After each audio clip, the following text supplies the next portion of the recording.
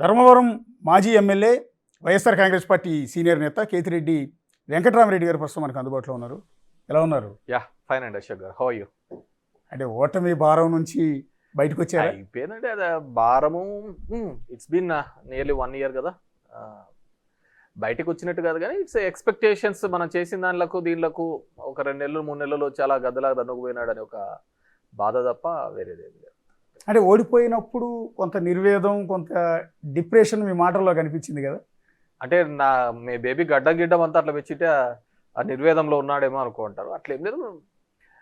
Really I felt very bad. అంటే నేను 9లో MLA అయినాను, 14లో ఓడిపోయినాను, 19లో గెలిచాను, 24 4 ఎలక్షన్స్ నేను చేశాను. సో 14లో నాకు అంతగా అనిపించలేదు. సో యాజ్ ఐ సెడ్ ఒక 2 నెలల్లో అసలు అతని మొహం ఎవరో తెలియదు, ఆ సింబల్కి మా ధర్మవరంలో ఏమో తెలియదు. కానీ అలా వచ్చి అలా అయిపోయినాడు ఎమ్మెల్యే. సో మనము ఇంతగా రెగ్యులర్గా ఉండి జనం యొక్క సాధక బాధలు చూసి అన్నీ చేసినా కానీ ఉపయోగం లేకపోయింది అనేది ఒక ఇంత బాధ. And end of the day everywhere opportunity. ఈ ప్రభుత్వం నుంచి ఆ ప్రభుత్వంలో కొత్తవి ఏమన్నా వస్తాయని, ఇక్కడ నుంచి కొత్తగా వస్తాయి. అంటే బేసిక్గా ఆశాజీవి, అవకాశవాది మనిషి. సో దాంట్లో నిదానంగా దాని నుంచి బయటపడడం ఇట్స్ ప్రాక్టికల్గా అనుకున్నారు. కానీ ఎప్పుడు నేను అంత బాధపడలేదు. అన్ని ఓటమిలు జరిగినా కానీ ఎప్పుడు బాధపడలేదు. దిస్ టైమ్ ఐ రియల్లీ బాధపడ్డ బాట వాస్తవమే. అంటే 175 స్థానాల్లో ఎంతమంది వైఎస్ఆర్ కాంగ్రెస్ పార్టీ అభ్యర్థులు ఓడిపోయినా కూడా ధర్మవరంలో కేతిరెడ్డి వెంకటరామరెడ్డి ఓడిపోతాడు అని మీ పార్టీ వాళ్ళు కాదు, మీకు అపోనెంట్గా ఉన్న టీడీపీ నుంచి కానీ బీజేపీ నుంచి జనసేన నుంచి కూడా ఎవరు అనుకోలే. ఆ సీట్ని మీ ఖాతాలో వేశారు. అదే ఎట్లుందంటే మామూలుగా మనం ఇక్కడ కాకపోయినా మిగతా ఈ తెలుగు రాష్ట్రాల్లో సరే అతను ఓడిపోయి ఉండకూడదు అని కొద్దిగా అనుకున్నారంటే అది చాలే అనుకుంటున్నా ఇప్పటికైతే. సో అలా జరిగిండకూడదు. కానీ ఇట్స్ 2400-600 ఓట్స్తోనే నేను ఓడిపోవడము. ఆ రోజంతా ఎందుకు పుష్ చేయలేకపోయినాము అనేది కూడా అనిపిస్తుంది కొన్నిసార్లు. 2000 ఓట్లు ఎక్కడైనా తెచ్చుకోండొచ్చు కదా అని. సో ఆ గాలి ఆ విధంగా ఉంది. 11 మాత్రమే ఈ రాష్ట్రంలో వచ్చాయి. అండ్ 94 తర్వాత, అంటే ఇప్పుడు ఎన్టీ రామారావు గారు ఉన్నప్పుడు కాంగ్రెస్కి 26 సీట్లు వచ్చిన తర్వాత ఇఫ్ లుక్ ఇంటూ కడపలో కూడా 2 సీట్లు రావడం ఏంటి. సో ఈ గాలి ఎప్పుడూ లేదు. సో అది మిషన్ ప్రాబ్లమా, ప్రజల యొక్క మనోభావాలు ఆ విధంగా అంతగా హర్ట్ అయ్యి మారినారా, ఇవన్నీ కూడా మనం అధ్యయనం చేసుకోవాలా, ఎగ్జామిన్ చేసుకోవాల్సిన అవసరం. అంటే ఓటమి తర్వాత మీరు కొన్ని ఫేస్బుక్ లైవ్లో కొన్ని కామెంట్స్ చేశారు. పార్టీ మీద కొన్ని తప్పుల్ని లేవనెత్తే ప్రయత్నం కూడా చేశారు. ఓటమికి కారణాలు మన వైపు నుంచి ఏం తప్పులు ఉన్నాయనేది, అధినేత తీసుకుంటున్న నిర్ణయాలు, కింది స్థాయి వాళ్ళని పట్టించుకోకపోవటం, ఇలాంటి ఈక్వేషన్స్ గురించి ప్రస్తావించారు. ఎందుకు అట్లా? అంటే నాకు నా opinions, I always feel phone ఉంటే నేను ఒక టీవీకి ఒక పత్రికకి యజమాని ఉన్నట్టు. సరే ఇప్పుడు సోషల్ మీడియా నెట్వర్క్ అనేది కొత్త తరహా ఒక సైబర్ క్రైమ్గా తయారైపోయింది. దాంట్లో ఇష్టానుసారం తిట్టేది కానీ. సో నా ఒపీనియన్స్ నాకు చెప్పే అలవాటు ఉంది. దానిలో భాగంగానే నా ఒపీనియన్స్ కూడా నేను ఎక్స్ప్రెస్ చేయడం జరిగింది. అంటే నేను అధికారంలో ఉన్నా లేకపోయినా కానీ ప్రతి అంశం మీద నేను నా ఒపీనియన్ అయితే నా మనసుకు ఏది అనిపిస్తే అక్రాస్ ద పార్టీ లైన్స్ చెప్తుంటాను. So couple of things, most of the things మనము ఏ విధంగా టీడీపీని, జనసేనను మనం చేసిన చిన్న మిస్టేక్స్ వల్ల వాళ్ళు ఏకం కావాల్సింది. మేబీ వాళ్ళకు ఉండొచ్చు, భావజాలం ఉండొచ్చు, కలిసిపోదాంలే ఎలక్షన్లు కానీ మన పేరు చెప్పి కలిసిన సందర్భాలు కనపడ్డాయి. అండ్ కొన్ని సందర్భాల్లో జనసేన టీడీపీ కలిసిన సందర్భాలు మనకి ఏ విధంగా నెగిటివ్ చేసే సినీ ఇండస్ట్రీ, అంటే ఇన్ఫ్లుయెన్సర్సే అనే వాళ్ళను మనం నెగ్లెక్ట్ చేసిన మాట వాస్తవం.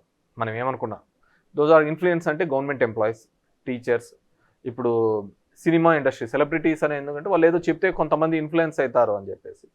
ఆ విధంగా ఆ గ్రామంలో ఉన్న కార్యకర్త కావచ్చు, లీడర్లు కావచ్చు, వీళ్ళంతా ఇన్ఫ్లుయెన్సర్స్. ఆ గ్రామంని లేదంటే 10 ఓట్లు ప్రభావితం చేయగలుగుతారు. కానీ జగన్మోహన్ రెడ్డి గారు ఒకటే, మేబీ ఆయన నమ్మినేది మన జనంకు మేలు చేస్తున్నాం, జనం మనకు ఆ విధంగా కృతజ్ఞతతో ఉంటారు అని అనుకున్నాడేమో. కానీ బేసిక్గా నేను ఇంతకుముందు అన్నట్టుగా మనిషి అనేవాడు, నేను కావచ్చు, నువ్వు కావచ్చు, ఎవరు కానీ, ఆశ, అవకాశవాదం ఏ విధంగా మనల్ని ముందుకు తీసుకొని పోతుంటారు, ఏ విధంగా మనకు లబ్ధి చేకూరుస్తుంటుంది అనేది చూడాలి. అండ్ మేబీ కల్కి వస్తున్నాడేమో, కలియుగం కదా, ఇంకా ఆ నమ్మకాలు ఇవన్నీ చాలా దిగజారిపోయిన పరిస్థితి అనమాట. సో ప్రజల్ని మనం అంత ఎక్స్పెక్ట్ చేసుకోవడం వల్లనే ఇంత ఇది జరిగింది. అదర్వైజ్ ట్రెడిషనల్ పాలిటిక్స్ చేసింటే, సాంప్రదాయమైన పద్ధమైన రాజకీయాలు, లీడర్ ద్వారా లీడర్కి 10 మంది వాని ఇంటి దగ్గర నిలబడడం, పని చేసుకోవడం, వాడు ఇప్పుడు తెలుగుదేశం చేస్తున్నట్టుగా అతను చుట్టూ తిరగడం. ఇప్పుడు నేనే ఉన్నాను, ఒక ఎమ్మెల్యే అనే వ్యక్తి ఇంటింటికి పోయి ఏమ్మా నీ సమస్య అని అడుగుతున్న ఎమ్మెల్యేలు ఎక్కడో. నేను వెళ్ళిన సందర్భంలో కూడా ఆ సమస్య ఉన్నవాడో లేనివాడో అవన్నీ ఏం లే, ఎక్కడో ఉంటాడు, ఏదో వచ్చినాడు ఎమ్మెల్యే తిరుగుతున్నాడు, ఏదో పని లేకుండా తిరుగుతున్నాడు అని ఒక భావజాలంతో ఉన్నాడు. ఏం పేరు పెట్టినారమ్మా? సనా. నువ్వేం చదువుతున్నావు? ఎప్పుడైపోయింది? 2 years. మరేమేం జాబ్ చూసుకోలేదా? నీ కూతురేనా అదే?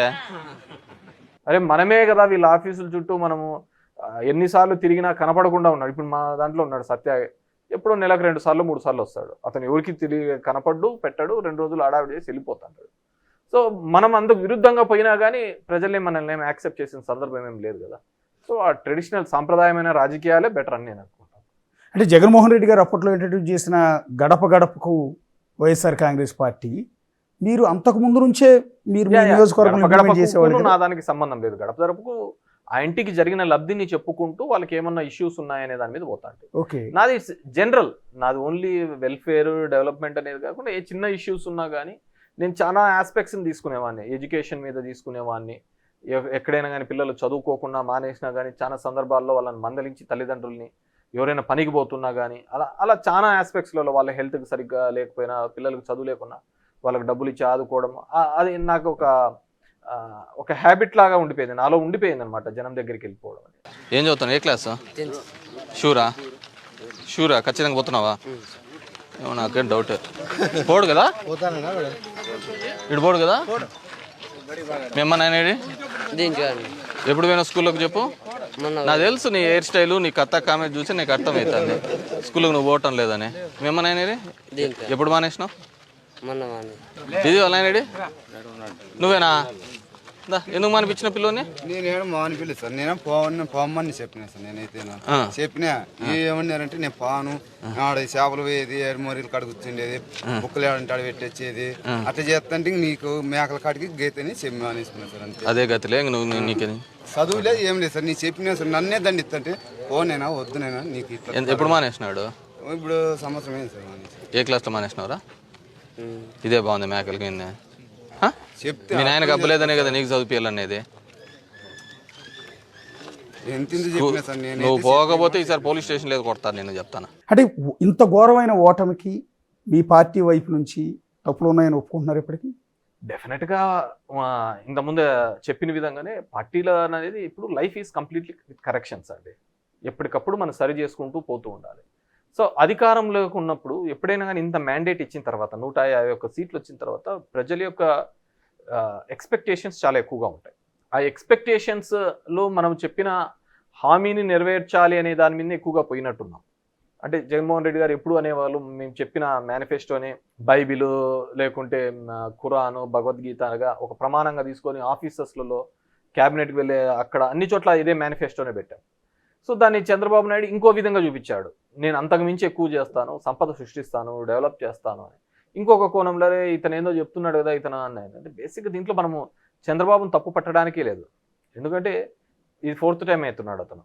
4th టైం అవుతున్నాడు. సో ప్రతిసారి అబద్ధమే చెప్తున్నాడు, కానీ నమ్మే విధంగా చెప్తున్నాడు.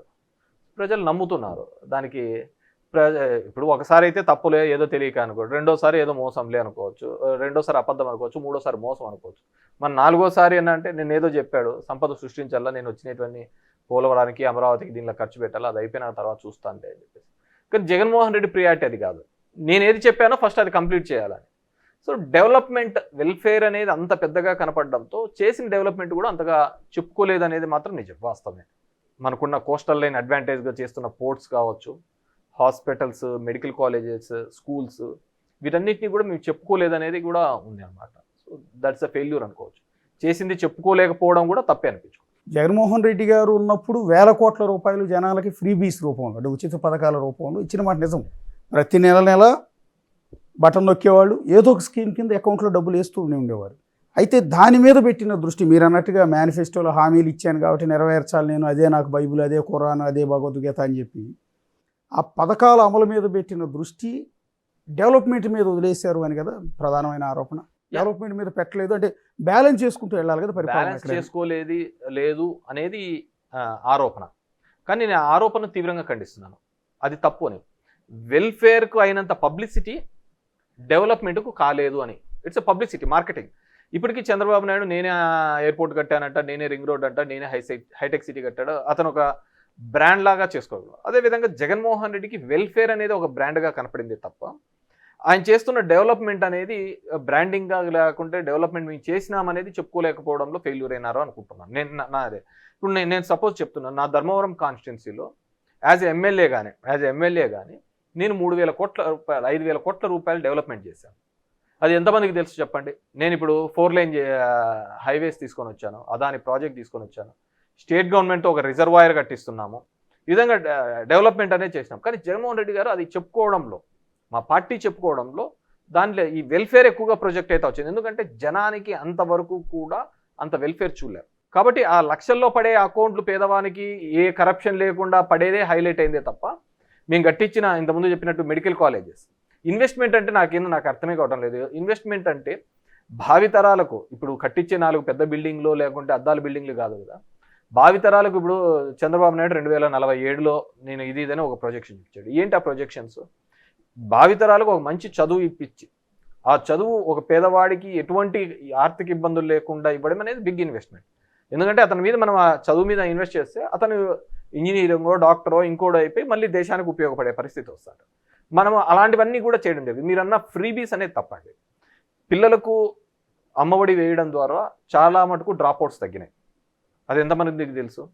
అదేవిధంగా మెడికల్ కాలేజీలు కట్టించడం వల్ల ఈరోజు తెలుగుదేశం గవర్నమెంట్ మెడికల్ కాలేజ్ మాకు వద్దని ఏదో లెటర్ రాసినారు అని కూడా చెప్తున్నారు. ఇట్స్ అంతకంటే ఫూలిష్నెస్ ఎందుకు ఉంటుంది? ఎందుకు కేవలం ఆ పార్టీకి సంబంధించిన వాళ్ళకు చాలా medical colleges, private medical colleges, government medical colleges ప్యారలల్గా అన్ని 17 డెవలప్ అయితే, ఇండిపెండెన్స్ నుంచి అంతా ఉండేది 11, 12 ఉంటే ఇప్పుడే 17 మెడికల్ కాలేజ్ డెవలప్ అయితే ఇది వ్యాపారంగా నడుపుతున్న వాళ్ళందరికీ నష్టమే కదా. ఇది కానీ జగన్మోహన్ రెడ్డి అట్లా చాలా మందికి కూడా ఇబ్బందికరమైన పరిస్థితి తీసుకొని వచ్చాడు. ఒకటి మెడికల్ కాలేజీలు కట్టడం, స్కూల్స్ అనే దానిలో ఎవరైనా సిబిఎస్ఈ కానీ ఐబీ కానీ ఒక గవర్నమెంట్ స్కూల్స్లోకి తీసుకొని వస్తారని ఆలోచిస్తాడు. మా యొక్క ఆలోచించినాడు ఆ పేదవాళ్లకు ఏ ఇబ్బంది ఉండకూడదు, బాగా చదువుకోవాలని ఆలోచన. ఇవన్నీ మనం ఏమనుకున్నామంటే ఎండ్ ఆఫ్ ది డే వాళ్ళు ఫ్రూట్స్ తింటున్నారు కదా, ఆ ఫ్రూట్స్ తింటున్నప్పుడు అతనే ఓటర్గా కన్వర్ట్ అవుతాడని మనం అనుకున్నాం. కానీ ఫ్రూట్స్ పెట్టకపోయినా నేను ఏదో చేశాను, నేను నా వల్లనే ఈ ప్రపంచం బతుకుతోంది అనేది ఒక చంద్రబాబు నాయుడు ఆ మీడియానే చేయగలిగింది, ఇతను చేయలేకపోయినాడు. అంతకంటే వేరే డెవలప్మెంట్ జరగలేదు అనేది అవాస్తవం. ఈ రోజుకి కూడా ఒక్క సంవత్సరం అయితే అంటుంది, దగ్గర 8 నెలలు అవుతాను చంద్రబాబు నాయుడు ఏమీ చేయకపోయినా కానీ జగన్మోహన్ రెడ్డి చేసిన ఇండస్ట్రీస్ని దానిలోనే ఓపెన్లు చేసుకుంటూ చెప్పుకుంటున్నాడు కదా. చేస్తే డెఫినెట్గా చెప్పలేకపోయినాం. అంటే వైనాట్ 175 వైనాట్ కుప్పం అనేది మరీ ఓవర్ కాన్ఫిడెన్స్ కదా, అతిగా అనిపించలేదు అది? అంటే 151 ఇచ్చారు రికార్డు స్థాయిలో, దాన్ని కాపాడుకునే ప్రయత్నం చేయటం బాగానే ఉంటుంది. కానీ అది మీ అందరిలో కాన్ఫిడెన్స్ నింపే ప్రయత్నంలో వైనాట్ 175 అంటే ప్రతిపక్ష నాయకుడు అనేవాడే లేకుండా అంటే నేను ఒకటి చెప్పాను కదా, అంటే 75 సంవత్సరాల స్వతంత్ర భారతంలో ఎప్పుడూ కూడా మనం ఎన్నో సినిమాలలో చూసి ఉంటాం, కరప్షన్ లేనికుండా నేరుగా ఇన్ని లక్షల కోట్లు జనాలకు వాళ్ళ యొక్క ఫైనాన్షియల్గా స్ట్రెంథన్ కావడం కోసం ఒక మోడల్గా తీసుకొని వచ్చాడు. మేబీ ఈ మోడల్ సక్సెస్ అయ్యింటే దేశమంతా ఇదే మోడల్ చేసిందిరేమో. ఈ మోడల్ ఫెయిల్ అయింది కాబట్టి ఈరోజు ఈ మోడల్ గురించి మాట్లాడు. సో ఆ విధంగా ఆ పేదవాళ్లకు ఆ కుప్పంలో ఇన్ని లక్షల కోట్లు ఇచ్చినాం, ఇన్ని వేల కోట్లు ఇచ్చినాం, ఇక్కడ ఇన్ని కోట్లు ఇచ్చినాం, వాళ్ళని ఆర్థికంగా ముందుకు తీసుకొని వచ్చినాము. వాళ్ళని చదువు కానీ పిల్లల అంటే సింపుల్ థింగ్ 30 లక్షల మందికి ఇండ్లు ఇచ్చాడండి, ఇంటి పట్టాలు ఇచ్చినాడు. ఇటు ఒక దగ్గర 1,00,000 కోట్ల రూపాయల ఆస్తి జనరేట్ చేసినట్టు ఈ రాష్ట్ర వ్యాప్తంగా ఒక ఇండ్లు ఇచ్చినాడు, భూమి ఇచ్చినాడు, ఒక ఎకనామిక్ యాక్టివిటీ జరిగింది కదా. సో ఈ విధంగా ఆయన ఫీల్ అయినాడు. కానీ ఆయన ఆలోచించాల్సింది, ఏ రాజకీయ నాయకుడు ఆలోచించాల్సింది ఏంటంటే, నువ్వు 10 చెప్తే ఇంకోటి 20 చెప్తే ఆ 20 దిక్కే చూస్తారే తప్ప ఈ 10 ఇచ్చినామనే దాని మీద ఎవరే కానీ ఆలోచించరు, పెట్టరు. అంతకంటే వేరేది ఏం లేదు. ఇప్పుడు నెక్స్ట్ ఎలక్షన్కి ఎలా వెళ్తారండి? మళ్ళీ ఇదే మేనిఫెస్టో, ఇదే హామీ, మళ్ళీ ఇదే బటన్ నొక్కుడు, ఈ ప్రామిసులు చేసి వెళ్తారా?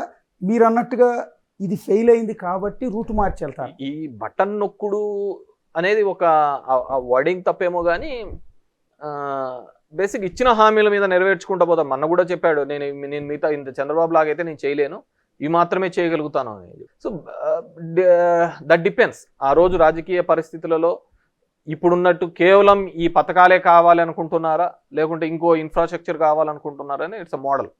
ఆ మోడల్ ట్రై చేసాం, ఆ మోడల్ సక్సెస్ కాలే, పథకాలు ఇవ్వడం అనేది సక్సెస్ కాలే.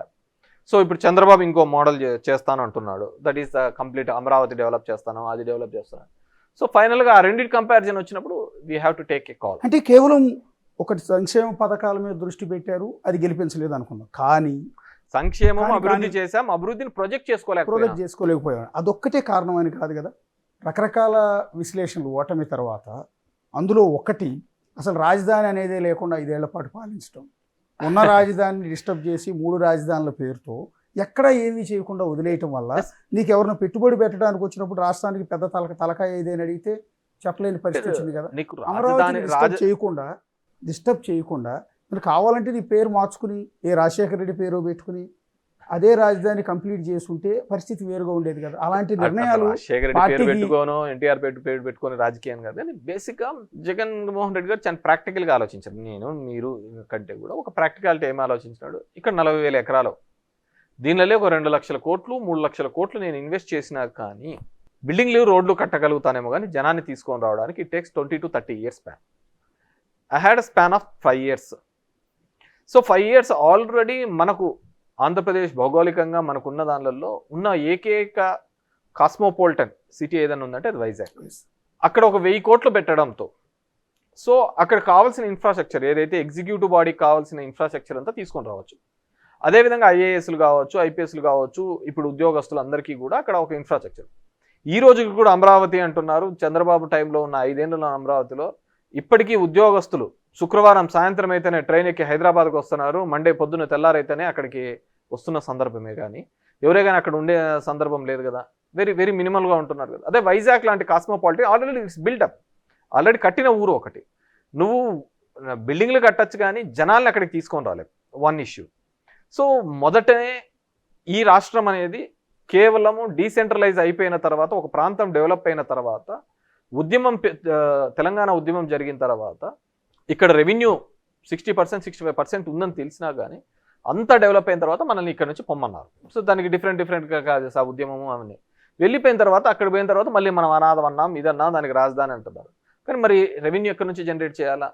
ఉన్న రెవెన్యూ అంతా అమరావతికి తీసుకొని వచ్చి అక్కడ ఏదో సంపద సృష్టిస్తానని చెప్పేసి అది ఎప్పటికైతుంది? విడిపోయినది ఆ విధంగా కాకూడదు కాబట్టి డీసెంట్రలైజ్ చేయాలి అని. రాజధాని లేకుండా ఏం లేదు, ఒకటి న్యాయంగా రాజధాని కర్నూలు అని చెప్పాము, అదేవిధంగా కాన్స్టిట్యూషనల్ యాక్టివిటీ ఏం లేదు కదా. ఇప్పుడు ఎగ్జిక్యూటివ్ క్యాపిటల్ వైజాగ్ అన్నప్పుడు సీఎం పోయి అక్కడ 1 వారం రోజులు కూడా కూర్చోలేదు 5 ఏళ్లలో. ఇప్పుడు అనౌన్స్మెంట్ చేశారు, అక్కడికి వెళ్ళి కూర్చుని లీగల్ హర్డల్స్ ఏ విధంగా ఉండే మాకు కంప్లీట్గా కోర్టే కదా. దేశ చరిత్రలో ఒక ఆర్డర్ ఇచ్చినాడని చెప్పేసి ఆ జడ్జి రిటైర్డ్ అయ్యో ట్రాన్స్ఫర్ అవుతున్నప్పుడు అమరావతి రైతులకు తనకి పూలు జల్లి స్వాగతం చెప్పి పంపించినారు కదా. అంటే బేసిక్ ఏం జరిగింది అక్కడ? కోర్టులో స్టేలు, గ్యాగ్ ఆర్డర్లు. మా జీవితం అంతా 2 సంవత్సరాలు కరోనాతో పోతే 3వ సంవత్సరం నుంచి పొద్దున్న లేచిన నుంచి వచ్చే బ్యాన్ రేటం ఏందని చెప్పండి? కోర్టు మొటికాయలు అని చెప్పేసి తప్ప వేరే ఆర్డర్, వేరే పేపర్లో ఏదైనా బ్యాన్ రేటం చూసామా? అన్ని మొటికాయలే కదా. మా తలకాయ బొప్పి కట్టిపోయింది వాళ్ళు వేసిన మొటికాయలకి, అంటే పేపర్లో వేసిన మొటికాయలకి. దాని తర్వాత ఏమైంది? లాస్ట్లో ఇంకొక అతను పెద్ద ఆయన దిగిపోయి రిటైర్డ్ అయిన తర్వాతనే పాలన సరిగింది అనుకోవచ్చు. అంతవరకు కోర్టులతోనే ఫైట్ చేసిన సందర్భం ఉంది, రోజు దీనిలతోనే. లాస్ట్ 1.5 yearకి వచ్చేకల్లా సంథింగ్స్ పవన్ కళ్యాణ్ లేకుంటే మేము తీసుకున్న డెసిషన్స్లో సినిమా రేట్ల టికెట్ల విషయాల్లో కావచ్చు, ఇట్లా ఒక్కొక్క సెక్షన్ ఆఫ్ ది పీపుల్ దూరం అవుతా మనం ఇన్ఫ్లుయెన్సర్స్ అందరినీ దూరం చేసుకునే పరిస్థితి. కేవలం ఒక అమరావతి కాదు, అమరావతి గురించి మీరు క్లారిటీ ఇచ్చారు. ఇంకొన్ని ఇష్యూస్ ఉన్నాయి మీకు, నెగిటివ్ అయిన ఇష్యూ. మరి వీటి మీద ఏమైనా పోస్ట్ మార్టం చేసుకున్నారా లేదు? ఒకటి, మీరు తీసుకొచ్చిన ఇసుక పాలసీ మీకు రివర్స్ అయింది. మీరు తీసుకొచ్చిన లిక్కర్ పాలసీ, అప్పటి వరకు నడుస్తున్న వైన్ షాపులని వదిలేసి మూసేసి ప్రభుత్వమే లిక్కర్ షాపులు నడిపి, తద్వారా వాడు తాగటానికి సరైన మందు కూడా లేకుండా, సరైన బ్రాండెడ్ మందు కూడా లేకుండా చేసి, సో తాగుబోతులతో సైతం మీ పార్టీకి రివర్స్ అయ్యారు. ఖచ్చితంగా ఇసుక లేక జేపీ.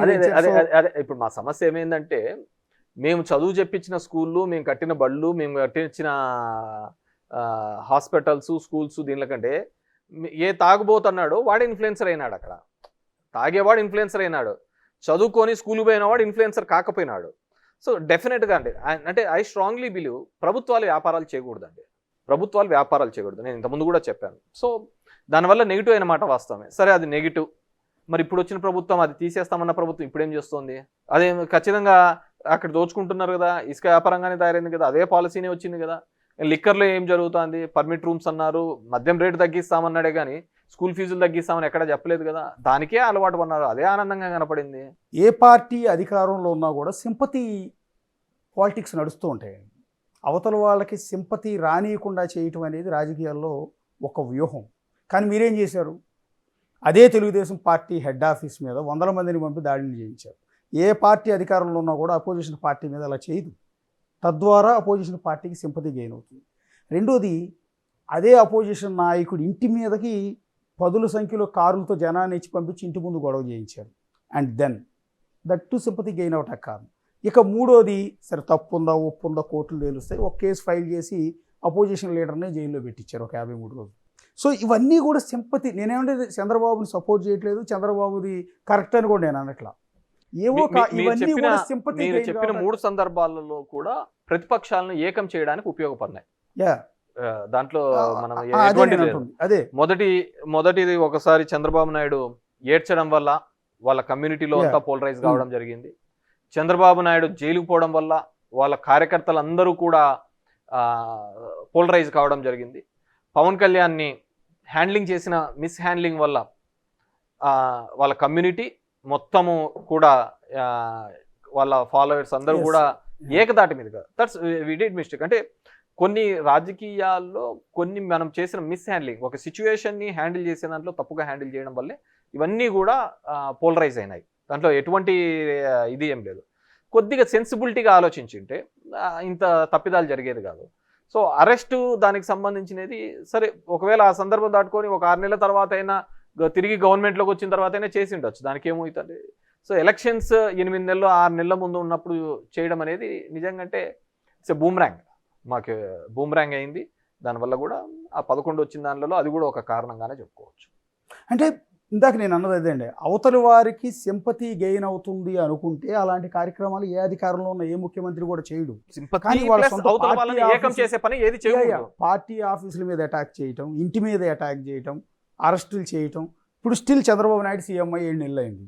మీ పార్టీ నేతలను ఏ సోషల్ మీడియాలో పోస్టులు పెట్టారని 2-3 నందిగాం సురేష్ లాంటి వాళ్ళని అరెస్ట్ చేశారు తప్ప మిగిలిన వాళ్ళని ఎందుకు అరెస్ట్ చేయటం లేదు, వీళ్ళు అలా చేశారు ఇలా చేశారని పార్టీ కార్యకర్తలు అంతా తిరగబడుతున్నా కూడా చంద్రబాబు నాయుడు ఆ పని చేయట్లేదు. ఎందుకంటే మీకు సింపతి రాకూడదండి.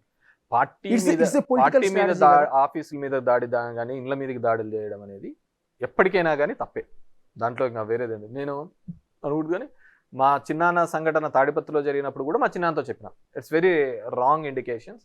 డెమోక్రసీలో మనము ఫైట్ చేయాలా, మాట్లాడాలా, మాట కాకపోతే లేకుంటే ఇంకో విధంగా మనం ఇది తీసుకోవాలి. ఇండ్ల మీదకి అనేది కానీ పార్టీ ఆఫీసుల మీదకి పోవడం అనేది చాలా తప్పిదమైన అంశం. సరే ఆ రోజు అది ఏ విధంగా ప్రొవోకేషన్స్ చేసినా ఇంకోటి చేసినా ఇట్స్ వెరీ రాంగ్. ఆఫీసుల మీద పోవడం అనేది తప్పదు. మిమ్మల్ని ఎంతైనా రెచ్చగొట్టచ్చు, చేయొచ్చు, కానీ అది కావాలంటే నువ్వు అతని మీద తీసుకోగాని ఒక ఇన్స్టిట్యూట్ మీద నువ్వు అలా పోయినావంటే నువ్వు ఒక బ్యాడ్ కల్చర్ని నేర్పిస్తున్నట్టు, తప్పుడు విధానాన్ని నేర్పిస్తున్నట్టు, అది పద్ధతి తప్పు. నేను నా వీడియోస్లో కూడా నేను చెప్పాను. అంటే ఇది పార్టీ నిర్ణయాలండి లేకపోతే ఓన్లీ ఇండివిజువల్గా సీఎం గారు అప్పుడు జగన్ గారు తీసుకున్న నిర్ణయాలా? జగన్ గారు ఎందుకు చెప్తారు? అప్పుడు అన్న సందర్భంలో ఎవడో ఎమోషనల్ అయింటాడు, ఏదో మనం ఇలా చేస్తే జగన్మోహన్ రెడ్డిని ఇంప్రెస్ చేయొచ్చు అని అనుకుంటారు, ఇంప్రెస్ చేయాలనే కార్యక్రమంలో చేస్తుంటారు. అంటే ఇప్పుడు కొన్ని ఇవాళ రేపు రాజకీయం అస్సలు తెలియని వ్యక్తులను అడిగినా కూడా కొన్ని ఈ పనులు చేయకూడదని చెప్తారు. అందులో ఒకటి రాజకీయ నాయకుల కంటే కూడా జనాలకు పబ్లిక్ బాగా ఉంది. అలాంటి సందర్భంలో అప్పటి అపోజిషన్ అప్పటికి 3 సార్లు సీఎంగా పనిచేసిన వ్యక్తి చంద్రబాబు నాయుడు, ఆయన సతీమణి మాజీ ముఖ్యమంత్రి సినీ నటుడు ఆయన ఎన్టీఆర్ గారి కుమార్తె, ఆమెకు పెద్ద లెగసీ ఉంది, ఫ్యామిలీ బ్యాక్గ్రౌండ్ ఉంది. అలాంటి మహిళని ఎంత దారుణంగా కించపరుస్తూ అసెంబ్లీలో కామెంట్ చేశారు, బయట ప్రెస్ మీట్లు పెట్టి కామెంట్ చేశారు. దీన్ని ఖండించకపోగా ప్రోత్సహించడం కూడా మీ పార్టీకి డ్యామేజ్ అవ్వాలి. డెఫినెట్గా ఒక లెగసీ ఉన్న కుటుంబం ఏ మహిళను కూడా ఆ విధంగా మాట్లాడడం తప్పే, మాట్లాడి ఉంటే. కానీ నేను ఆ రోజు అసెంబ్లీలో నేనైతే లేను, కానీ అసెంబ్లీలో మాట్లాడినారు అనే దానిలకు లేకుంటే చంద్రబాబు బయటకు వెళ్ళిన సందర్భంలో అయితే దాని గురించి వెళ్ళలేదు. తర్వాత అతను ప్రెస్ మీట్ పెట్టినప్పుడు దాన్ని చూపించడం జరిగింది, ఈ విధంగా చేసినాడని బాధపడుతూ వీడియోస్ రావడం జరిగింది తప్ప అంతకుముందు అసెంబ్లీలో ఉన్నంత టైంలో మాత్రం ఆ విధంగా అయితే బయటికి పోలేదు. సరే అతను అక్కడ బయటికి పోయినాక ఆ విధంగా బాధపడినాడా లేదా అని, కానీ దాని తర్వాత సందర్భంలో కూడా అలాంటివి కన్నా జరిగి ఉంటే, అలాంటివి మాట్లాడి ఉంటే ఖచ్చితంగా తప్పిదమే అని కూడా చెప్పి ఉంటే బాగుండేది. అది జరగలేదు. సో దాన్ని ఏ విధంగా చూపించారంటే ఓవరాల్గా కూడా వీళ్ళంతా ఒక రాక్షసులుగా అతన్ని హరాస్ చేస్తున్నారు, ముస్లోని పట్టుకొని ఏందయ్యా ఇంతగా ఇబ్బంది పెడుతున్నారు అనే ఫీలింగ్ చంద్రబాబు నాయుడు బాగా ఎస్టాబ్లిష్ చేయగలిగాడు. చంద్రబాబు నాయుడు కూడా చాలా తెలివిగా అసెంబ్లీలో కూడా ఎవరు ఉన్నప్పుడు అవతల వాళ్ళు ఎంతగా తిడుతున్నా అగ్రెసివ్గా మాట్లాడుతున్నా కానీ ఆయన చాలా ఓపిక్గా ఉన్నాడు. ఎందుకంటే ఆయనకు తెలుసు నన్ను ఇదే అస్త్రం మీద నేను మళ్ళీ వెళ్ళగలుగుతాను ఎలక్షన్లకు అని చెప్పేసి అంతే ఒక స్ట్రాటజీగా చూడే బాబుని ఎట్లా తిడుతున్నారు, చూడే బాబుని ఎట్లా తిడుతున్నాడు అనే ఒక స్ట్రాటజీగా చూపించాలనే ఒక ప్రయత్నం చేయాలని చేసినాడు. తెలుగు రాష్ట్రాల్లో ఒక బ్యాడ్ కల్చర్ వచ్చింది. మహిళ లేదు, ఎవరు లేదు, ఎవరికి పడితే వాళ్ళు ఇష్టానుసారం మాట్లాడడము, ఇష్టానుసారం మీమ్స్ చేయడము, పోస్ట్స్ పెట్టడము. అది ఎలా తయారైందంటే సరే అవతలోడు చేస్తున్నాడు మనం చేస్తున్నాము అంటే అవతలోనికి పనికి మాలనోడని మనం పనికి మాలనోళ్ళం కాలేం కదా. సో అది దానికి ఎక్కడో చోట కట్ కావాలి, సిద్ధాంతపరంగా ఒక తీసుకోవాలి. ఇప్పుడు ఎట్లా తయారైందంటే సోషల్ మీడియా వచ్చిన తర్వాత ఎవరు మటుకు వాళ్ళు ఇష్టానుసారం పెట్టడము, దానికి ప్రమోట్ చేయడము, వివిధ గ్రూప్స్లలో వేయడము, క్యారెక్టర్ అసాసియేషన్. ఇంతకుముందు భౌతికంగా చంపేవాళ్ళు ఇప్పుడు క్యారెక్టర్తో చంపుతున్నారు. ఆ క్యారెక్టర్తో అంటే భౌతికంగా చచ్చినా పెద్ద ఏముండదు, కానీ క్యారెక్టర్ చచ్చిన తర్వాత మనం ఏం చేసేకి ఉండదు. సొంత పార్టీ ఎమ్మెల్యే రఘురామకృష్ణరాజు సరే మీ పార్టీ మీద తిరుగుబాటు చేసి ఉండొచ్చు, అవతల పార్టీ వాళ్ళతో కలిసి ఉండొచ్చు, అలాంటి వ్యక్తిని అరెస్ట్ చేయించి కొట్టించడం అనేది ఇవన్నీ ఎలక్షన్స్ మీద తీవ్రమైన ప్రభావాన్ని చూపించిన అంశాలు కదా. అంటే రఘురామకృష్ణరాజు గారిని సరే ఇప్పుడు ఏదో అది ఇంకా ఎస్టాబ్లిష్ కాలేదు అతను కొట్టినారు అని చెప్పేసి నాకు తెలిసి ఒక జ్యుడిషియల్ కస్టడీలోకి తీసుకున్న తర్వాత పోలీస్ రిమాండ్లోకి తీసుకోవాలనుకున్నప్పుడు ఒక ఎంపీ స్థాయి వ్యక్తిని నేను ఆ విధంగా కొట్టింటారైతే నేను ఒప్పుకోవటం లేదు. ఇప్పుడున్న స్థానంలో ఎవరైనా కానీ ఆ విధంగా చేసి ఉంటే మామూలు సామాన్యమైన మీద కట్టినా కానీ ప్రైవేట్ కేసులో లాడ్జ్ చేస్తున్నారు.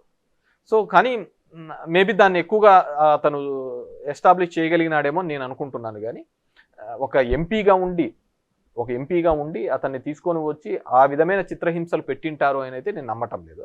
సో లెట్ ఇట్ బి, ఇప్పుడు జరుగుతోంది కదా ఇన్వెస్టిగేషన్.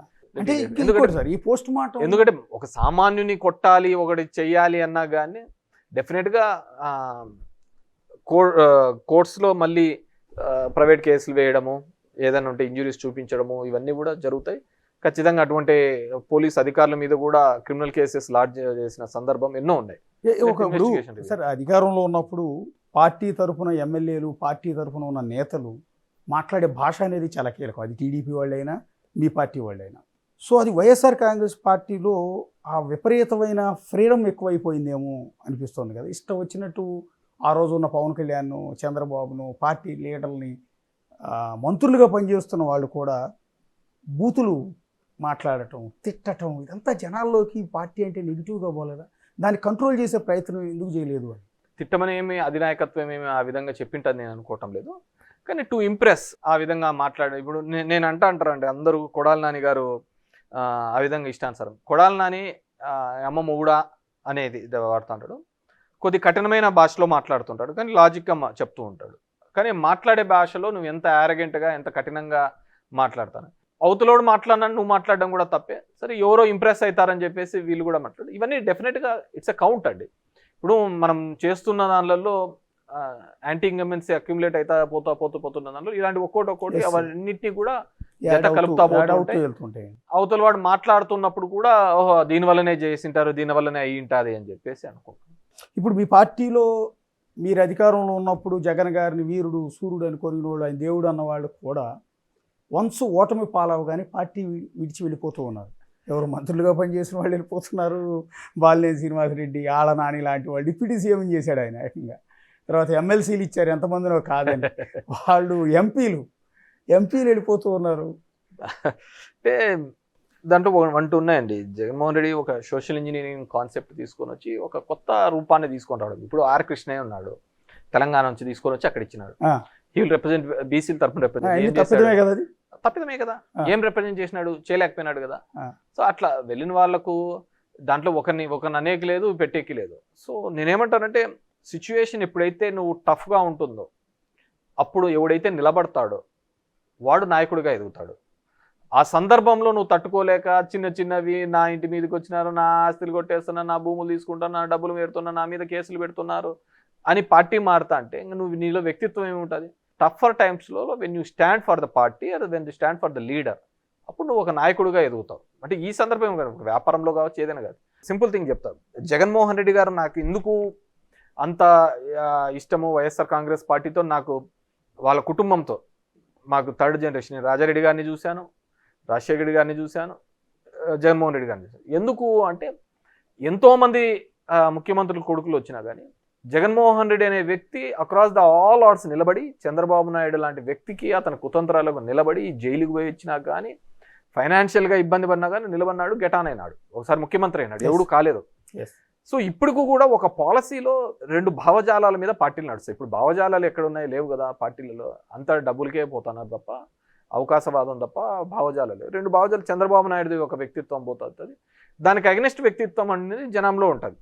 కమ్యూనిస్టులు ఎట్లుంటారు, క్యాపిటలిస్టులు అలాగే ఉంటారు. సో ఇద్దరిది సరిపోయిన దాంట్లో దీనికి మద్దతు తెలిపే వాళ్ళు ఉంటారు, దీనికి తెలిపే. నేను చంద్రబాబు యొక్క ఆలోచన విధానాన్ని ఇతను వ్యతిరేకిస్తే జనానికి ఏదో మేలు చేయాలని వాళ్ళ నాన్న నుంచి, వాళ్ళ తాత నుంచి ఒక లెగసీని మా నాన్న పేరు నిలబెట్టాలనే కార్యక్రమంలో చేస్తున్నప్పుడు ఐ అప్రిషియేట్ హిమ్. ఎందుకంటే ఒక నాయకుడిగా ఒక చిన్న వయసులో నిలబడినాడు అక్రాస్ ద ఆల్ ఆర్డ్స్. ఎంతోమంది ఇబ్బంది పెట్టినారు, తొక్కలను చూసినారు, ఇది చేసినారు, కానీ నిలబడినాడు. అదేవిధంగా దేశంలో ఒక సాంప్రదాయాన్ని క్రియేట్ చేయాలని చెప్తే చెయ్యాలి హామీనని నెరవేర్చినాడు. నెరవేర్చిన తర్వాత సరే సక్సెస్ ఫెయిల్యూర్ అనే తర్వాత ఒక ఆలోచన విధానం, నేను చెప్తే మాట తప్పను అనేది రాజకీయ నాయకులలో, రాజకీయ దానిలో ఎంతమంది ఉంటారు చెప్పండి. సరే 1-2 ఉండొచ్చు, అటు ఇటు పొలిటికల్గా అకామిడేట్ చేసే దానిలో 1-2 ఉండొచ్చు, కానీ ప్రజలకు ఇచ్చిన హామీల్లో నెరవేర్చడానికి ఒక యజ్ఞంలా చేశాడు. నేను ఎందుకు చెప్తున్నానంటే, మీరంతా ఫ్రీబీస్ అన్నాడు, అది చెప్పిన మాట కోసం చేశాను. దానికోసము ఆ సంక్షేమం కోసం మాకు పెట్టున్న ప్రతి మీటింగ్ల కోసం మీరు తిరగండి, నేను ఏదైతే చెప్పానో ఆ బటన్ నేను నొక్కుతాను, మీరు తిరగండి అని చెప్పేసి మమ్మల్ని అందరినీ పంపించేస్తున్నాను. ఎందుకంటే అతను అన్నాడు అనమాట, నేను చేసి నిరూపిస్తాను అని. మేబీ ఇప్పుడు ఫెయిల్ అయింది కాబట్టి ఇవన్నీ ఫెయిల్యూర్ మోడల్. అంటే మీరు అధికారంలో ఉన్నప్పుడు కూడా మీకు ప్రజలు ఒక హింట్ ఇస్తూ వచ్చారు, మీరు గమనించారా? నాకైతే ఎక్కడ సంవత్సరం ముందు, బహుశా ఎలక్షన్కి ఒక సంవత్సరంన్నర ముందు అనుకుంటా, సమ్ ఎమ్మెల్సీలు, లోకల్ బాడీ ఎమ్మెల్సీ కావచ్చు, లోకల్ బాడీ ఎలక్షన్స్ కావచ్చు జరిగినప్పుడు 3 ఎమ్మెల్సీలు టీడీపీ గెలిచింది. మీ పార్టీ నుంచి 4 ఎమ్మెల్యేలు మీరు అధికారంలో ఉన్నారని తెలిసి కూడా వాళ్ళకి ఓటేశారు ధిక్కరించి.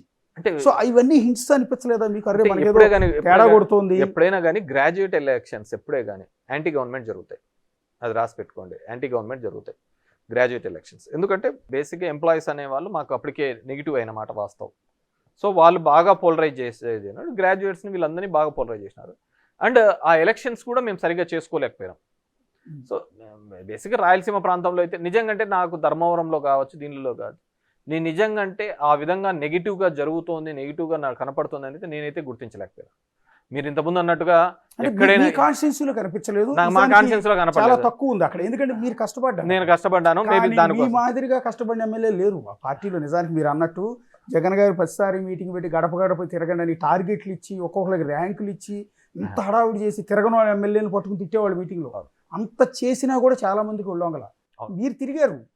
మేబీ నేను నా నియోజకవర్గం అదే నాకు మొత్తం అదే ఆ బాయిలో కప్పలాగా నేను దాంట్లోనే బతికానేమో, అందుకు ప్రపంచం ఏం జరుగుతుందో నాకు కనపడలేకపోయింది. సో నాకైతే కనపడలేదు. సరే, కానీ జగన్మోహన్ రెడ్డి గారు చూడండి, మీరు పొలిటికల్ సిస్టంలో 90 మంది క్యాండిడేట్లను మార్చినాడు. అవును, అంటే మోర్ దాన్ 50% క్యాండిడేట్లను, 12 మంది ఎంపీలను, 78 మంది ఎమ్మెల్యే క్యాండిడేట్లను మార్చి సోషల్ ఇంజనీరింగ్ అని చెప్పి తీసుకొచ్చి ఎవడైనా ఇంత ఈ విధంగా చేస్తారో చెప్పండి? అంటే ఐపాక్ మీద ఆధారపడ్డాడని కదా. ఐపాక్ అనేది కాదు, నువ్వు జనంలోకి తిరగలేదు అని తిరగలేదని చెప్పి మార్చినాడు. ఏం చెప్పాలా? సో కాదండి, అదంతా కూడా ఐపాక్ సజెస్ట్ చేసింది, ఐపాక్ ఏది చెప్తే అది చేశాడు, ఐపాక్ చెప్పింది కాబట్టి 90 మందిని మార్చాడు. ఎవరు వీళ్ళు 90 మంది ఎమ్మెల్యేలు అంటున్నారు, వీళ్ళు తిరగలేదని చెప్పింది ఐపాక్, వీళ్ళు మారిస్తే తప్ప ఇక్కడ గెలవలేదు. అంటే దీంట్లో 2 ఉన్నాయండి. ఇక్కడ కేసీఆర్ ఎప్పుడైతే మార్చలేదు కాబట్టి ఓడిపోయినాడు అని వచ్చిందో, ఇక్కడ అందరూ ఏమంటారు, టీఆర్ఎస్ కన్నా క్యాండిడేట్లను మార్చింటే కన్నా గెలిచేదేమో అని చెప్పేసి. It's big question again. So ఈయన ఇక్కడికి వచ్చిన తర్వాత మార్చలేదు కాబట్టి మనము అది మా కష్టమైనా నష్టమైనా ఏదైనా కాబట్టి మార్చేద్దామని చెప్పేసి ఆ 78 మందిని మీరు అనుకున్నట్టుగా ఆ 78 మందిని మార్చినాడు. ఆ 78 మంది చోట ప్రతి క్యాండిడేట్ కూడా 10 నుంచి 15,000 ఓట్లు ఖచ్చితంగా ఇన్ఫ్లుయెన్స్ చేస్తాడు కదా. ఇప్పుడు చూడండి, తెలుగుదేశం పార్టీకి కృష్ణదేవరాయలు కావచ్చు, మాగుంట కావచ్చు, వేమిరెడ్డి కావచ్చు, మేము క్యాండిడేట్లను ఇచ్చినాం వాళ్ళకు. వాళ్ళ 40 ఏళ్ళ పార్టీ రాజకీయ చరిత్ర అంటాడు, వాళ్ళకి ఎంపీ క్యాండిడేట్లే లేకపోతే మేము ఇచ్చినాం వాళ్ళకి ఎంపీ క్యాండిడేట్లు. లేదంటే ఆ 3 ప్రాంతాల్లో వాళ్ళ క్యాండిడేట్లే లేవు, తీసుకొని వచ్చి ఇచ్చినామా లేదా? So that's a mistake. మనము ఆ 78 మంది మార్చడంతో ఒక్కొరు ఖచ్చితంగా 10-15,000 ఓట్లు ఇన్ఫ్లుయెన్స్ చేసింటారు. అది చాలు కదా గెలుపోవటంకి 1%, 2% చాలు. సో అట్లా తీసుకొని పోయి చేసిన సందర్భం. ఎలక్షన్ ముందు కొంతమంది వెళ్ళిపోయారు నాయకులు, ఎన్నికల ఓటమి తర్వాత కూడా ఇప్పటికీ చాలామంది జగన్మోహన్ రెడ్డిని తిట్టి ఆ పార్టీ నుంచి బయటకు వచ్చేస్తున్నారు. సరే, తిట్టిన వాళ్ళ సంగతి వదిలేద్దాం. పద్ధతిగా బయటకు వచ్చిన విజయసాయి రెడ్డి గారి గురించి మాట్లాడుతున్నాం. ఎందుకు వచ్చాడు ఏంటనేది ఎవరికి అర్థం కావట్లేదు. మీకేమన్నా ఐడియా ఉందా? నాకు కూడా పెద్ద ఇది లేదు. నాకు విజయసాయి రెడ్డితో మొదటి నుంచి సంబంధాలు తక్కువే. నేను బేసిక్గా అతన్ని కూడా పొలిటికల్గా కూడా ప్రెజర్స్ పెట్టినారని నేను అనుకుంటున్నాను. ఆ కాకినాడది రోజు కంటిన్యూస్గా పేపర్లలో చూస్తున్నాం కదా, సెటిల్ అయింది అనుకున్నారు. కానీ ఇంకా ఈడీ కేసులు ఇవన్నీ కూడా, అప్పుడు విజయసాయి రెడ్డి మాత్రమే కేసులలో ఉండే నిందితుడు. ఈ రోజు వాళ్ళ కుటుంబం వచ్చింది. సో ఎంతైనా కానీ కుటుంబం మీద వచ్చేకల్లా ఆ సెన్సిటివిటీ వేరు. సో మేబీ ఆ విధంగా ఆలోచించినాడు. సరే, అతని వల్ల పార్టీకి మంచి జరుగుతుందా, నష్టం జరుగుతుందా, లేకుంటే మేలా ఇది అనేది మా ప్రాంతంలో అతను రీజనల్ కోఆర్డినేటర్గా లేదు. సో అక్కడ ఉన్న ఉత్తరాంధ్ర నాయకుల్ని, ఉత్తరాంధ్ర ప్రజలను అడిగితే వాళ్ళు చెప్తారు ఆయన వల్ల పార్టీకి నష్టం జరిగింది ఆ ప్రాంతంలో, లేకుంటే ఆయన ఉండింటి లాభం జరిగేదా అని చెప్పేసి ఆ విధంగా మనకి. అంటే బేసిక్గా రాజశేఖర రెడ్డి గారికి కేవీపీ రామచంద్రరావు గారు ఆత్మ అని చెప్తుంటారు. ఆ టైప్లో జగన్ గారికి ఆత్మ విజయసాయి రెడ్డి అని చెప్తూ ఉంటారు. ఎందుకంటే మొదటి నుంచి ఆయనతో పాటు నడిచిన వ్యక్తి, ఆ కుటుంబంతో అత్యంత సాన్నిహిత్యం ఉన్న వ్యక్తి. రెండోది, ఆయనతో పాటు సిబిఐ కేసుల్లో అక్యూజ్డ్ నెంబర్ 2గా ఉండి జగన్ గారితో పాటు జైలుకు కూడా వెళ్ళొచ్చిన వ్యక్తి 16 నెలల పాటు. అంటే చాలా కీలకమైన వ్యక్తి. అలాంటి వ్యక్తి పార్టీని వేయడం వల్ల ఎఫెక్ట్. రేపల్లి అతను కూడా మాన్నాడు కదా, అతనికి కౌన్సిల్ ఓడిపోయినా కానీ, అతనికి చేసినా కానీ, మోపిదేవికి తర్వాత రాజ్యసభ చేసినా కానీ అతను కూడా మాన్నాడు కదా. దాంట్లో ఆత్మ పరమాత్మలు అనేది ఎక్కడ ఉన్నాయండి? ఆత్మలు పరమాత్మలు అన్ని పోయినాయి. ఇప్పుడు రాజశేఖర రెడ్డి చనిపోయిన తర్వాత కేవీపీ గారు వాళ్ళ కుటుంబానికి ఉండాలి, మరి ఆయన ఏం లేడు కదా. ఆయనతో పాటు ఉన్న తెల్ల జుట్టు సూర్యుడు ఉండే, ఆయన కూడా జగన్మోహన్ రెడ్డితో ఏం సేల్ కదా. That depends. కొంతమంది ఇప్పుడు మా నాన్నతో కంఫర్ట్గా ఉన్న వాళ్ళు నాతో ఉండాలని ఏం లేదు, నాతో ఉన్న వాళ్ళు నా తమ్ముతో ఉండాలని లేదు, నా కొడుకుతో ఉండాలని ఏం లేదు. సో మేబీ అంత టఫ్ టైంలో నిలబడిన అతను మేబీ ఇప్పుడు నిలబడలేము అనే ఒక అదే చెప్పాను కదా, కుటుంబంలో ఉన్న వాళ్ళ మీద కేసులన్నీ వచ్చేకల్లా ఇబ్బంది పడుతున్నాడేమో అనుకుంటున్నాను. ఎందుకంటే అంత పెద్ద వ్యక్తి పార్టీ నుంచి వెళ్ళిపోతే అతను నిలబడతాడు, తన కుటుంబం నిలబడలేకపోయిందేమో, అల్లుడు కుటుంబం నిలబడలేకపోయిందేమో. అదేనండి, ఇలాంటి సందర్భంలో విజయసాయి రెడ్డి లాంటి కీలకమైన వ్యక్తే పార్టీ వీడితే మిగిలిన పార్టీ నాయకులందరిలో కూడా ఒక అలజడి మొదలవుతుంది, ఆందోళన మొదలవుతుంది కదా. ఈ ఎలక్షన్స్ కంటే ముందు 8 నెలలు, 2 సంవత్సరాల ముందు వాళ్ళ చెల్లెలు కూడా విడిపోయింది కదా, తన కోసం పాదయాత్ర చేసింది కదా, తన బ్లడ్డే రాజశేఖర రెడ్డి గారి కూతురే అయిపోయి శత్రువులు కూడా ఆ విధంగా మాట్లాడరు, అంతకంటే ఎక్కువగా మాట్లాడుతుంది కదా, శత్రువులు కూడా మాట్లాడినంత మాట్లాడుతాను కదా. వాళ్ళమ్మ విజయమ్మ కూడా ఇది విభేదించింది కదా. సో దీంట్లో ఆత్మ పరమాత్మలు, కుటుంబ బాంధవ్యాలు దీనిల కోసం కాదు. చంద్రబాబు యొక్క భావజాలాలు దాని వ్యతిరేక భావజాలు. నేను ఆ వ్యతిరేక భావజాలాలకు ఆ పిల్లికి గంట కట్టి నిలబడిన వ్యక్తి జగన్మోహన్ రెడ్డి. నేను అతనితో ఉన్నాను. జగన్మోహన్ రెడ్డి అనే వ్యక్తే లేకపోయి ఉంటే ఇంకేముంటాండే? ఒక డెమోక్రటిక్ సిస్టంలో లీడర్ ఆఫ్ అపోజిషన్ ఎంత స్ట్రాంగ్గా ఉంటా అంటేనే ప్రజాస్వామ్యం ఉంటుంది. నేను 151 రావడము తప్పే, చంద్రబాబు నాయుడుకి ఇప్పుడు 164 రావడము తప్పే, రెండూ తప్పే. ఆంధ్ర ప్రజలు చాలా ఆలోచించుకొని చేయాలి. ఎవడు నాయకుడు బాగుంటాడు, ఎవరి వల్ల అయితే దీనిలోకి బాగుంటుంది. ప్రజాస్వామ్యంలో ఇది లేకపోతే, ప్రతిపక్షం అనేది లేకపోతే వీళ్ళు ఆడిందే ఆట. ఎవడు ఏ అబ్రహీం లింకన్ చెప్పినా, ఇంకో రాజకీయవాది ఎవడు చెప్పినా కానీ, ఇప్పుడు కాంగ్రెస్ అనేది కానీ బలం పడకపోతే మోడీది ఇష్టారాజ్యం అయిపోతుంది కదా. సో ఇప్పుడు కూడా అంతే, తెలుగుదేశం పార్టీని, కూటమిది ఇప్పుడు ఇష్టారాజ్యం అయిపోయింది ఆంధ్రప్రదేశ్లో. డెఫినెట్గా ఇవన్నీ కూడా మార్క్ మై వర్డ్స్ మళ్ళీ రిపీట్ అవుతుంది. మళ్ళీ 5 సంవత్సరాల్లో ఖచ్చితంగా వైఎస్ఆర్సీపీ మళ్ళీ ఎనికి వస్తుంది, గెలవబోతుంది. అంతే, దాంట్లో వేరే. అంటే మన వైపు నుంచి ఏ తప్పు లేకుండానే కన్న తల్లి బయటికి వెళ్ళిపోయింది, కన్న తల్లి తోడబుట్టిన చెల్లెలు బయటికి వెళ్ళిపోయింది. సో ఆత్మ అని చెప్పుకుని విజయసాయి రెడ్డి కూడా బయటికి వెళ్ళిపోయాడు. మీరు చెప్తున్నట్టు ఆయనతో పాటు జైలుకెళ్ళి మోపిదేవి లాంటి వ్యక్తి బయటికి వెళ్ళిపోయాడు. సో ఎందుకు అంటే మన వైపు నుంచి ఏ తప్పు లేకుండా ఎంతమంది మనల్ని విడిచి మనల్ని కాదు అనుకుని బయటకు వెళ్ళిపోతున్నారంటే ఆమె ఎప్పుడు 2 years బ్యాక్ వెళ్ళింది కదా, సరే వాళ్ళ పర్సనల్ ఇష్యూస్ ఏదో ప్రాపర్టీస్ ఇష్యూస్ ఇంకోటో విజయమ్మ గారు నేను కూతురుగా నిలబడాలా అని చెప్పేసి ఫస్ట్ ఇక్కడ తెలంగాణలో పార్టీ పెట్టింది షర్మిలమ్మ, మళ్ళీ ఎందుకు వచ్చిందో అక్కడికి తెలియదు. సో వచ్చినప్పటి నుంచి వాళ్ళు ప్రతిపక్షాలని టార్గెట్ ఏం చేసుకోలేదు. జగన్మోహన్ రెడ్డి అంటే వాళ్ళు ఏదో cinema the greatest wars are with the closest people అని చెప్పేసి పెద్ద పెద్ద యుద్ధాలన్నీ దగ్గర మనం చూసుకున్న కురుక్షేత్రం కూడా దాయాదులతోనే జరిగింది తప్ప వేరే వాళ్ళతో కాదనమాట. సో ఇది కూడా అలాంటిదే. సరే మేబీ ఒక్కొరికి ఒక రీజనింగ్ ఉండొచ్చు, నేను అంత డెప్త్గా మనకు తెలియదు. కానీ సో నేను ఒకటే ఆలోచించినది ఇంతకుముందు చెప్పినట్టు చంద్రబాబుకు ఒక అగెనెస్ట్ ఒక లీడర్ నిలబడాలి, ఒక దమ్మున్నోడు డెఫినెట్గా వీళ్ళని ఛాలెంజ్ చేసి నిలబడతాడు అనే వ్యక్తి. ఇప్పుడు నేను సింపుల్ థింగ్ చెప్తాను, తెలంగాణలో కూడా చూడండి రేవంత్ ఎందుకు అంత క్రేజ్ మాస్ ఫాలోయింగ్ అంతగా జనాలు ఎందుకు వచ్చినారు? He is a non compromisable leader with KCR. మిగతా వాళ్ళతో కాంప్రమైజ్ కావచ్చేమో కానీ కేసీఆర్కి ధీటుగా నిలబడి వీళ్ళకు కోసం పోరాడే వ్యక్తి ఎవరైనా ఉన్నారు అంటే అది రేవంత్ అని ఎస్టాబ్లిష్ చేసుకోగలిగినాడు.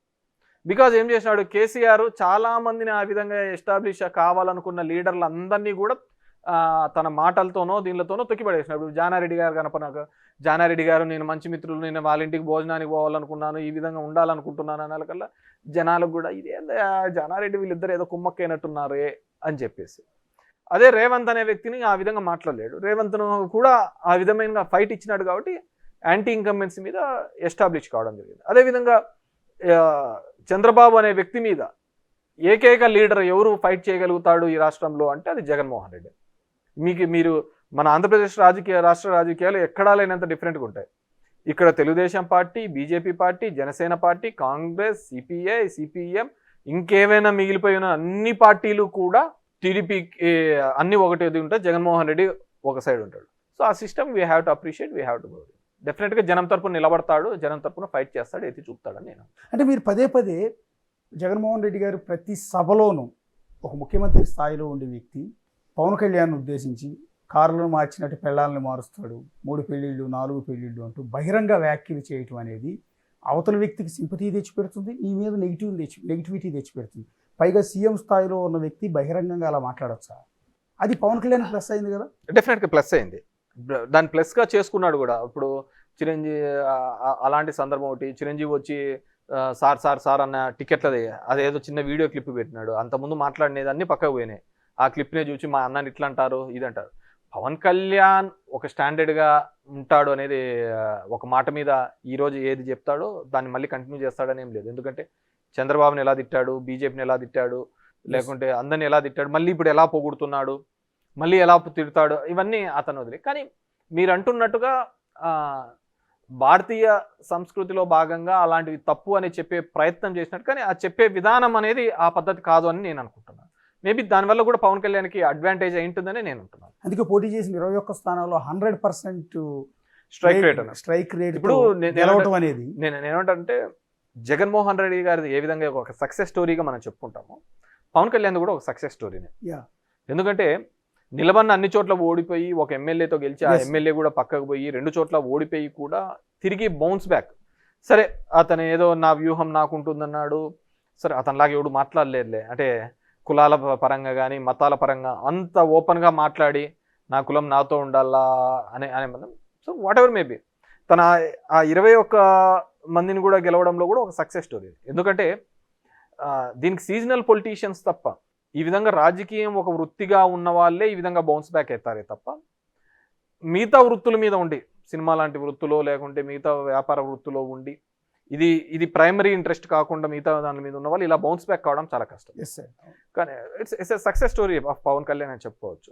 అండ్ ఆ 21 కూడా చాలా స్ట్రాటజికల్గా తీసుకున్నాడు, సక్సెస్ చూపించినాడు. సో భవిష్యత్తులో బేసిక్గా ప్రశ్నిస్తామని పెట్టిన పార్టీ అది పోయింది, తర్వాత ముఖ్యమంత్రి అనే పార్టీ అది వెళ్ళిపోయింది, ఇప్పుడు సపోర్టివ్ పార్టీగా డిప్యూటీ సీఎంగా ఆయన ఉంటున్నాడు. We have to wait and see ఇదే కంటిన్యూ అవుతాడా, మరి ఎలా ఆ సీట్లోకి రావడం. ఇప్పుడైతే నేను లేదు 10 ఏళ్ళుగా చంద్రబాబే ఉండాలని ఆయనే అంటున్నప్పుడు, so we can't expect him CM seats. వాళ్ళ ఫ్యాన్స్ కానీ వాళ్ళ కమ్యూనిటీ కానీ ఏదైతే మా వాళ్ళలో ఆ ముఖ్యమంత్రి సీట్లో కూర్చోవాలి అని కోరుకున్నారో వాళ్ళది ఇప్పట్లో నెరవేరే కార్యక్రమం కాదు. వాట్ ఎవర్ మేబీ జగన్మోహన్ రెడ్డిని ఓడించడానికైతే ఖచ్చితంగా పవన్ కళ్యాణ్ అనే వ్యక్తి లేకపోతే తెలుగుదేశం అనే పార్టీ ఇప్పటికీ కూడా జగన్మోహన్ రెడ్డిని ఓడించలేదు. 40 సంవత్సరాల Telugu Desam party minus Pawan equal to 0 అంతే, దాంట్లో వేరేది లేదు. అంటే భవిష్యత్తులో పవన్ కళ్యాణ్ చంద్రబాబు కలిసి ఇదే విధంగా వెళ్తారనుకుంటున్నారు? అంటే 15 ఏళ్ల పాటు ఉంటామని చెప్తున్నారులే కానీ రాజకీయ నాయకులు అనే నేను ఎంతమంది అన్నప్పుడు కుటుంబంలో ఉన్న వాళ్ళే ఆత్మలు పరమాత్మలు అనే వాళ్ళే వెళ్ళిపోయిన తర్వాత ఈ బాంధవ్యాలు బంధుత్వాలు ఏం కలుస్తాయి? అదే నేను అంటుంది, ఎవరికైనా రాజకీయాల్లో డైనమిక్స్ మారుతూ ఉంటాయండి. సో ఇతను ఇప్పుడు మొట్టమొదటిసారి పవర్ చూశాడు. సో ఆ పవర్ చూడాలి అని తన ఫ్యాన్స్ కానీ తన కమ్యూనిటీ వాళ్ళు కానీ కోరుకుంటున్నప్పుడు ఆ విధమైన అడుగులు వేయచ్చు. బీజేపీ ఉన్నప్పుడు ఏదైనా జరుగుతుందండి. షిండే అనుకున్నారా అక్కడ అవుతాడని చెప్పేసి చేసినారు కదా. సో బీజేపీ అనేది ఒక కొత్త ఒరబడిని తీసుకొని రావడం జరిగింది. రాజకీయాల్లో ఒక 3 వ్యవస్థలతో మనం ఎట్లాంటి క్రీడనైనా ఆడుకోవచ్చు, ఎలాంటి రాజకీయ క్రీడనైనా ఆడుకోవచ్చు అనేది బీజేపీ సక్సెస్ఫుల్ ఫార్ములాతో నిరూపించింది. ఈవీఎంస్ మీద నేను మాట్లాడుతున్నప్పుడు కానీ దీనిలో మాట్లాడుతున్నప్పుడు ఇప్పుడు మహారాష్ట్ర ఎలక్షన్ చూసాం. ఖచ్చితంగా 6 నెలల కిందట జరిగిన ఎంపీ ఎలక్షన్స్లో బీజేపీ వాళ్ళ కూటమి 10 సీట్లు వచ్చినాయి. 30 అగెనెస్ట్ కాంగ్రెస్కి వచ్చినాయి. ఏమంతా 5 నెలల్లో మారిందని చెప్పి 225 సీట్లు వచ్చినాయి చెప్పండి.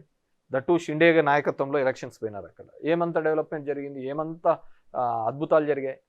So there is some manipulation is going on. ఎందుకంటే నేనేమని నమ్ముతానంటే ఈ ఫోన్ అనేది ట్యాప్ చేయాలనుకున్నప్పుడు ఆ మిషనరీ ట్యాప్ చేయడం అనేది పెద్ద విషయం కాదు. అంటే మొన్న ఆంధ్రప్రదేశ్ ఎన్నికల్లో కూడా ట్యాంపరింగ్ జరిగిందని నేను పూర్తిగా నమ్ముతాను. అలా నమ్మకపోతే సుప్రీంకోర్టు ఇచ్చిన గైడ్లైన్స్ ప్రకారం ఎస్ఓపి కౌంటింగ్ చేయాలి, ఈవీఎంలు అనేది కౌంట్ చేయాలి అని ఇచ్చినప్పుడు దానిలో ఎంత ఉండాలి అనేది వీళ్ళు ఆ పద్ధతి కాకుండా మొత్తం అదంతా 0 చేసి మళ్ళీ ఓట్లన్నీ వేయించి అవి ఎంచుతామనే పద్ధతికి ఇప్పుడు వాళ్ళు కొత్త ఎస్ఓపి తీసుకొని వచ్చినారు, స్టాండర్డ్ ఆపరేటింగ్ ప్రొసీజర్స్. నేనేమంటే ఒక హుండీలో లెక్కేయాలన్నప్పుడు హుండీలో ఎంత డబ్బు ఉందని లెక్కేయాలి కానీ హుండీ డబ్బులన్నీ పక్కకేసి నువ్వు మళ్ళీ డబ్బులు వేసి అది ఎంచుతామంటే ఎట్లా సేమే ఉంటుంది. ఎలక్ట్రానిక్ గ్యాడ్జెట్స్ అనేది ఏది వాడినా కానీ అది కాంప్రమైజ్డ్ అవుతాయి. 2019లో మీకు 151 వచ్చినప్పుడు కూడా టీడీపీ అదే ఆరోపణ చేసింది. డెఫినెట్ గా నేను అప్పుడు మాకు 150 రాని, భవిష్యత్తులో 170 రాని, ఇంకోటి రాని, కానీ ఎలక్ట్రానిక్ మిషనరీతో ఓటింగ్ అనేది జరగకూడదు అనేది నేను ఫమ్గా బిలీవ్ అవుతాను. ఇప్పటికైనా మారాలి. ఎందుకంటే నేను నిన్న కూడా చెప్పాను, ఈ దేశంలో ప్రజాస్వామ్యం అనేది పెద్ద బూతుగా అయింది. ఎలక్షన్స్ అనేది ఒక హేళనగా అయింది. ఎప్పుడో టీఎన్ శేషన్ కాలంలో మనం చూసాం ఎలక్షన్ కమిషన్ కంటే అంత రైట్స్ ఉంటాయి, అంత పవర్స్ ఉంటాయని. ఎందుకంటే నేను కూడా చెప్తున్నాను, ఇప్పుడు 94లో మా నాన్న ఇండిపెండెంట్గా నిలవనప్పుడు 500తో ఓడిపోయినప్పుడు మేము రిగ్గింగ్ చేసుకున్నాం. 99లో రిగ్గింగ్ చేసుకున్నాం. ఆ రోజు పేపర్ మీద ఉంది కాబట్టి రిగ్గింగ్ చేసుకుంటున్నాం. ఇప్పుడు మారింది, టెక్నాలజీ మారింది, ఈవీఎంస్తో రిగ్గింగ్ జరుగుతున్నాయి. అంతకంటే వేరేది ఏంది కానీ లేదు. 75 సంవత్సరాల మన ఇండిపెండెన్స్ అవ్వచ్చు, రాజ్యాంగం వచ్చినా కానీ ఇప్పటికీ కూడా చట్టాలు ఎప్పుడూ కూడా అధికారంలో ఉన్న వాళ్ళకి అది చుట్టంగానే ఉంది తప్ప ఎక్కడే కానీ రియల్గా నడుస్తోంది అనేది ఎక్కడా కానీ జరగటం లేదు. నేను దాని మీద స్టిక్ అయి ఉంటాను. అసలు ఓకే, ఇప్పుడు మీ కాన్స్టిట్యున్సీ వద్దాం. ఇప్పుడు మీ ఓటమి సత్యకుమార్ మీద కాకుండా పరిటాల శ్రీరామ్ మీద అయి ఉంటే బాగుండేది అని అనిపించింది ఎప్పుడన్నా? ఎవరి మీద ఓటమి రాకూడదనే కోరుకుంటాము. దానికి అంటే ఓడిపోవటం అనేది ముందు వచ్చిన సత్యకుమార్ ఏ దెబ్బ అయితే వాంతో కొట్టించుకున్నా ఈయంతో కొట్టించుకున్నా ఒకటే దెబ్బలే కదా పడేది. అలానే కాదు నేను అనేది.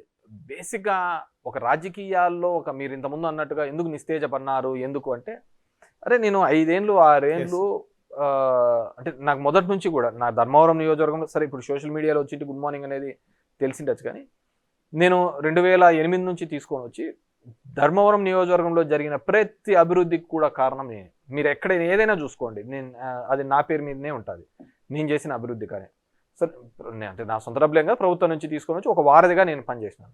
ప్రజలకు అందుబాటులో ఉన్నాను. ఎన్నో అలిగేషన్స్, ఎన్నో తిట్లు, అనవసరమైనవి అన్నీ భరించి అన్నీ చేసి ప్రజలకు అందుబాటులో ఉండి ఒక పేదవాడికి ఏ కష్టం వచ్చినా, ఇప్పుడు నేను 27,000 ఇండ్లు మిగతాదంతా సెంటు కట్టించిన, నేను 2 సెంట్లు ఇచ్చిన. అన్ని చేసిన తర్వాత ఎవరో ఒక 2.5 నెలకు వచ్చి అతను ముఖ్యోడు తెలుదు, మొహమేవుడు తెలుదు, ఎలా ఉంటాడు తెలుదు, అతని ఆలోచన విధానం తెలుదు, అతను చేసిన మంచి ఏంది చెడు తెలుదు, ఊరికనే ఒక హైప్ మీద 2.5 సంవత్సరాలు మా కులమనో లేకుంటే ఇంకోటనో ఓట్లు వేసి గెలిపిస్తే ఇంకా మనం పని చేయడం వల్ల ఏం ఉపయోగం అనేది నన్ను నిజంగా చాలా బాధించింది. 4 పిల్లలా? పెద్ద పాప ఎవరు? ఎంతరా నీ వయసు? 7. నెక్స్ట్ పాప ఎవరు? నీకెంత? ఆ? 5 3 పాప ఎవరు 3 సంవత్సరం పాప ఇది ఉయ్యాల్లో ఉందా ఇప్పటికైనా యుద్ధం ఆగిందా లేదా? కుటుంబాన్ని అంతా వదిలిపెట్టి ఇప్పుడు నేను బయటికి కనపడేంత వరకు నేను తిరుగుతున్నాను. నా వైఫ్ తిరిగింటుంది, ఒక 2-3 సార్లు తిరిగింటుంది టౌన్ అంతా. మా తమ్ముడు తిరిగింటాడు, ఒక 3-4 సార్లు తిరిగింటాడు. ఏ కష్టం వచ్చినా ఎంత అంటే అంత డబ్బులు ఇచ్చింటాడు. పిల్లల చదువు కోసమో కష్టం ఉన్న ప్రతి చోట కూడా సాయం చేసింటారు.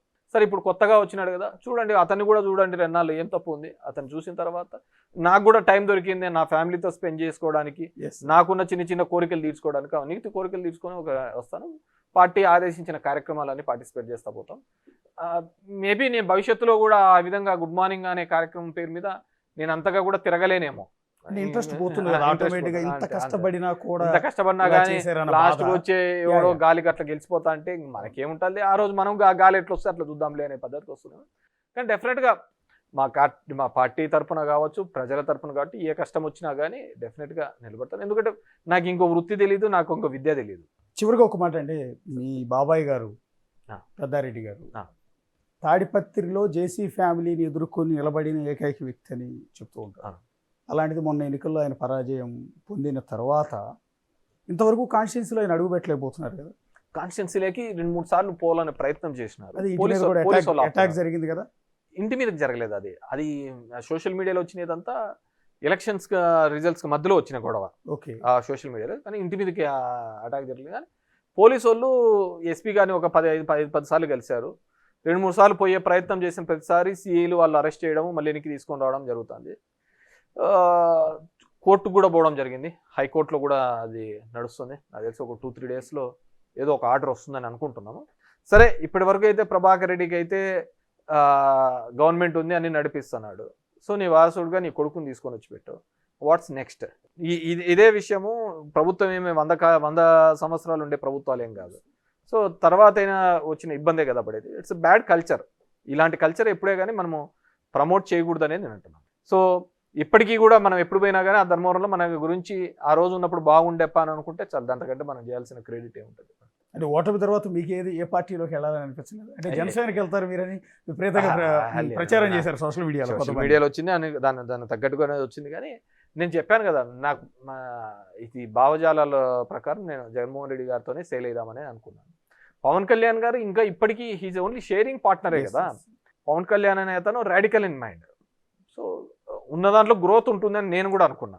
చిరంజీవి చాలా అంటే మెత్తం దొంగ అని మెత్తగా మాట్లాడేసి అయిపోగొట్టాలని చూస్తుంటాడు. పవన్ కళ్యాణ్ అట్లా కాదు, రాడికల్గా చేయాలని చూస్తూ ఉంటాడు.